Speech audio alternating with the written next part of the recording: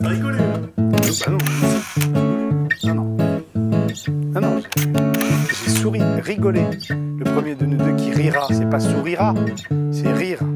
Rire, c'est pas sourire. C'est vrai, c'est exact.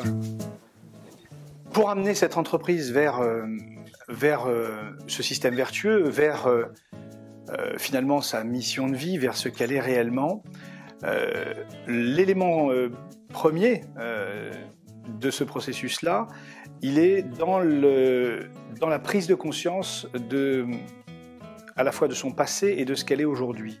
Ça veut dire qu'une entreprise aujourd'hui, la plupart du temps, a comme intention affichée la rentabilité, l'efficacité, l'aspect financier. C'est vraiment l'essence même du fonctionnement d'une entreprise. Et du coup, on a une vision très rationnelle de ce que doit être une entreprise, c'est-à-dire une machine à produire de l'argent. Et même si c'est évidemment indispensable, c'est nécessaire, mais ce n'est pas suffisant.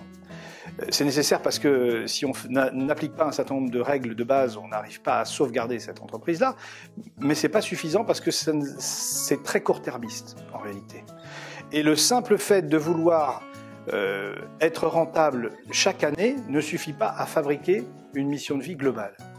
Donc la réalité, c'est que l'intention actuelle de la plupart des entreprises est une intention que je qualifierais de faible, de minimale, et qui me semble pas être l'intention réelle de l'entreprise. Dans la mesure où c'est une intention, où l'entreprise est un individu à part entière, son intention réelle ne peut se trouver que dans son histoire, que dans ses valeurs, dans sa mission de vie. Donc on a finalement l'impérieuse nécessité de faire émerger une prise de conscience de ce que c'est aujourd'hui et de ce que l'on a envie de devenir, mais ça ne suffit pas, et de ce qu'elle est réellement. C'est vraiment en permanence ce lien de temporalité entre le passé, le présent et le futur.